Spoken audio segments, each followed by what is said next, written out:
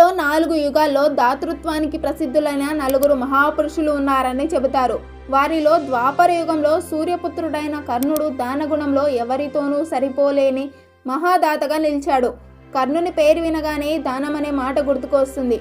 యాచకుడు ఏ కోరికతో వచ్చినా దాన్ని తీర్చడమే కర్ణుని వ్రతం. యాచకులకు తన దర్శనానికి ఏ ఆటంకం రాకూడదని భావించి తన భవనం ముందు ఒక గంటను వేలాడదీశాడు. ఎవరైనా ఏ సమయంలోనైనా ఆ గంటను మోగించవచ్చు.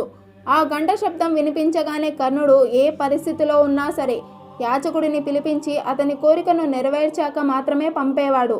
అలా కర్ణుడు తన జీవితమంతా దాన ధర్మానికే అంకితం చేశాడు. ఒక సమయంలో కుంతీదేవితో సంభాషణ జరుగుతున్నప్పుడు రాబోయే యుద్ధంలో శత్రుపక్షంలో ఉన్న కర్ణుని తలుచుకుని తాను భయపడుతున్నానని శ్రీకృష్ణుడు చెప్పాడు.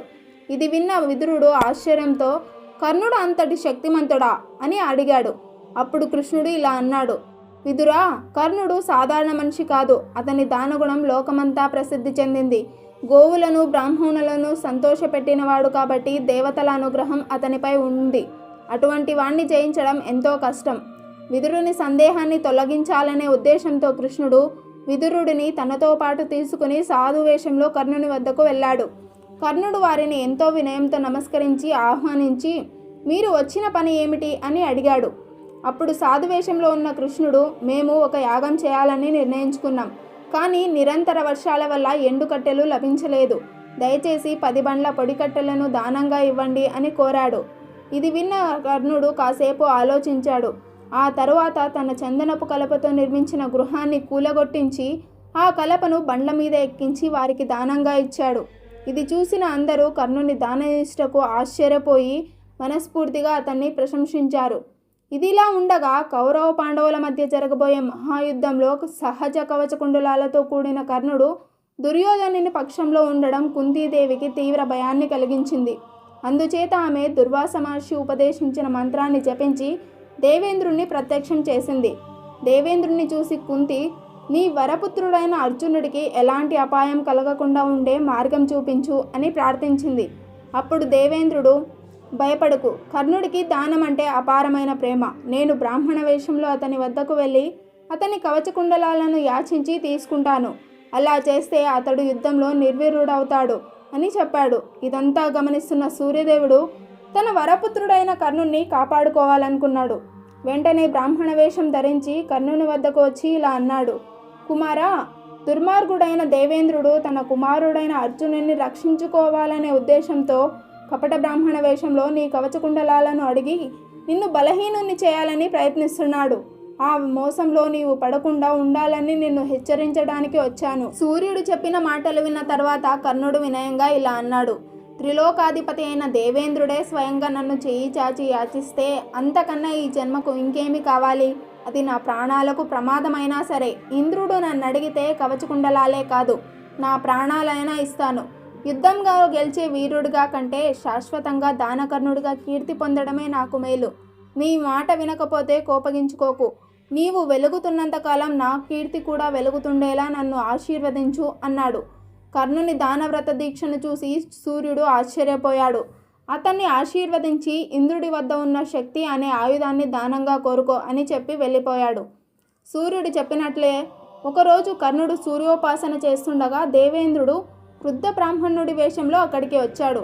కీర్తిశాలి, నీకు నా ఆశీర్వాదాలు అన్నాడు. కర్ణుడు వెంటనే లేచి నమస్కరించి అతన్ని ఆహ్వానించి, మహాత్మా, ఏ పని మీద మీరు ఇక్కడికి వచ్చారు చెప్పండి అని అడిగాడు.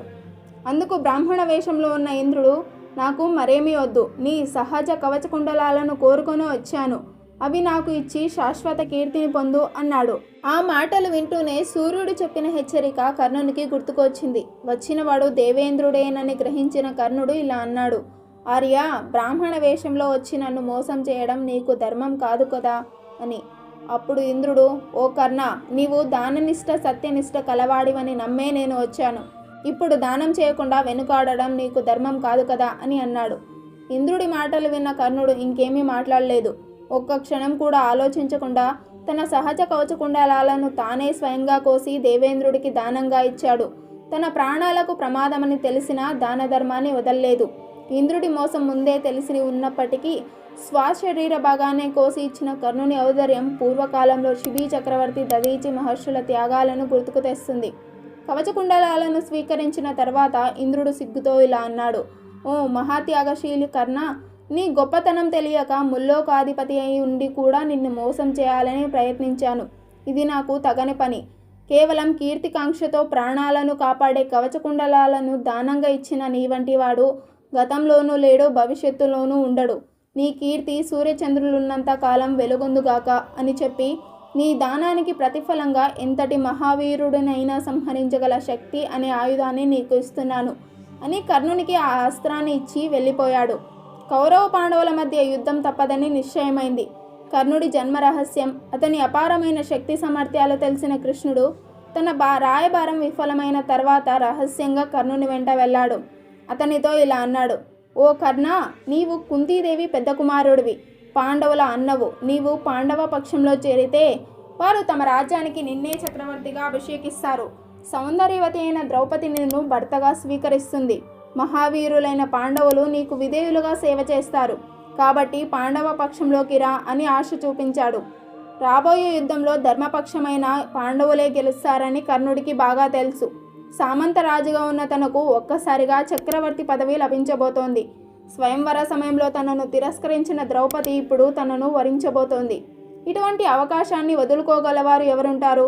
కాంతి కనకాలకు ఆశ లేని వారు ఎవరుంటారు? కానీ కర్ణుడు అటువంటి వాడు కాదు. తనపై ప్రాణాల కన్నా ఎక్కువ నమ్మకం పెట్టుకున్న మిత్రుడు దుర్యోధనుడిని, తనను పెంచి పెద్ద చేసిన రాధా అతిరథులను విడిచి వెళ్ళడానికి అతని మనసు ఒప్పుకోలేదు. విశ్వాసాన్ని వదిలి లాభాల వెంట పరిగెత్తడం అతని స్వభావం కాదు. అందుచేత కర్ణుడు కృతజ్ఞతాభావంతో, ధర్మబుద్ధితో కాంత కనకాలు, రాజ్యాధికారం, సుఖ సంపదలన్నింటినీ తృణప్రాయంగా త్యజించాడు.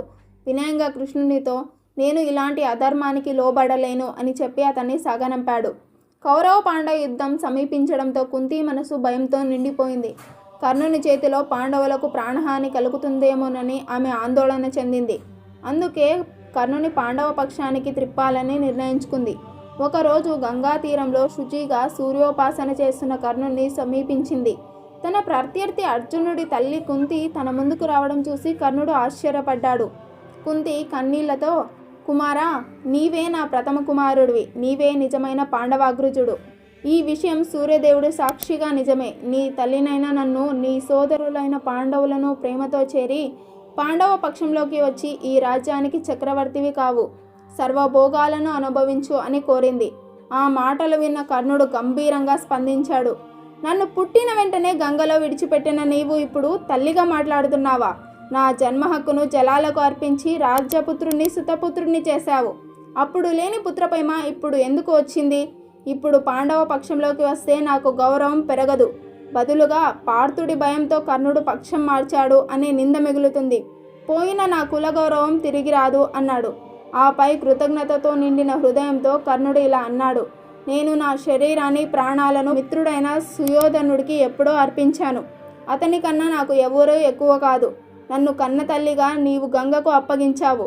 నన్ను పెంచి పెద్ద చేసిన రాధా అతిరథుల్ని వదిలి ఈరోజు నేను రాజకుమారునని చెప్పుకోవడానికి నా మనసు ఒప్పుకోదు. సుతపుత్రుడిగా ఉండడమే నాకు గౌరవం. నేను కుంతి పుత్రుడునని ఎవరికీ చెప్పవద్దు అని స్పష్టంగా చెప్పాడు. కుంతి దుఃఖంతో, కుమారా, నేను పుత్రశోకాన్ని అనుభవించాల్సిందేనా? నీవు నా మాట వినవా అని అడిగింది. అప్పుడు కర్ణుడు శాంతంగా, ధైర్యంగా ఇలా అన్నాడు: యుద్ధంలో నేను అర్జునుడిని సంహరిస్తే నాతో కలిసి పాండవులు 5 మిగులుతారు. ఈ కర్ణుడే మరణిస్తే అర్జునుడితో కలిసి పాండవులు 5 ఉంటారు. అంతేకాదు, అర్జునుడిని తప్ప మిగిలిన పాండవులు నా చేతికి చిక్కిన వారిని చంపను. ఇదే నేను నీకు ఇచ్చే వాగ్దానం. ఇక చేసేదేమీ లేక కుంతి కన్నీళ్లతో, విచారభారంతో అక్కడి నుంచి నెమ్మదిగా వెళ్ళిపోయింది.